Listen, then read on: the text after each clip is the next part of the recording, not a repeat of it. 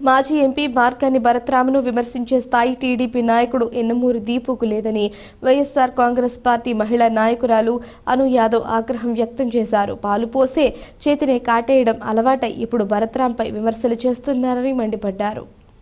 గురువారం Margani estates YSR Congress party కార్యాలయంలో జరిగిన విలేకరుల సమావేశంలో ఆమె మాట్లాడుతూ తండ్రిపై కేసు పెట్టి మార్గాని భరత్రాం పంచన చేరిన యనమూరి దీపు ఊసరి వెల్లుల రంగులు మారుస్తాడని అనుకోలేదని అన్నారు.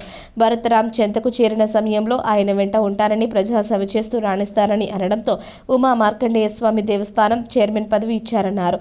భరత్రాంతో పోటీ చేస్తారని అనడం తగదని, తన స్థాయి వ్యక్తితో ఆయన పోటీ చేయాలని సూచించారు.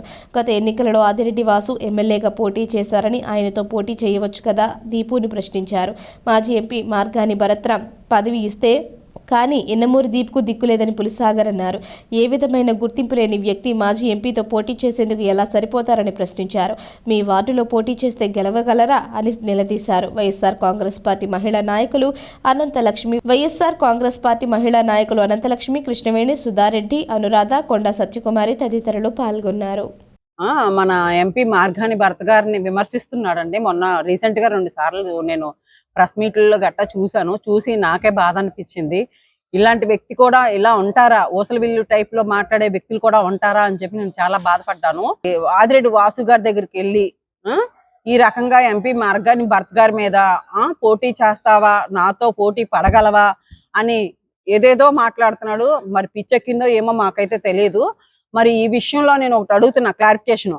అన్న, నువ్వు ఎంపీ గారిని, ఎమ్మెల్యే గారిని పోటీ చేయడానికి అడుగుతున్నావు, బాగానే ఉంది.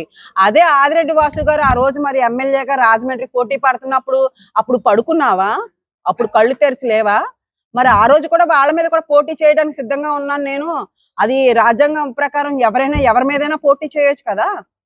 ఏంటి అక్కడ చేరేవని, ఆ నీడ చేరేనవని, ఆ నీడ నుంచి ఏదో మాట్లాడాలని చెప్పి ఎంపీ మార్గాని భరత్ గారి మీద బురద జల్లుతున్నావు. అదే ఎంపీ గారు మాకు ఈ రోజు ఏమి ఇచ్చినా ఇవ్వకపోయినా, మాకు పదవులు ఇచ్చినా ఇవ్వకపోయినా మేము ఎందుకున్నామంటే ఆయన మంచితనానికే మేము ఉన్నాము.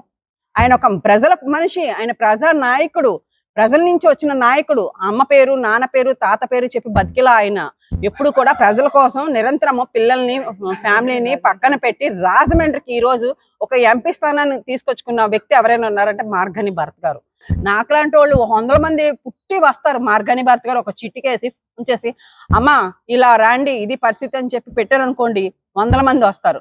అదే రోడ్డు మీద మీరు నడుస్తున్నాము, మేము నడుస్తున్నాము. ఏం చూసుకుందామంటే మన ఇద్దరం చూసుకుందాం రా.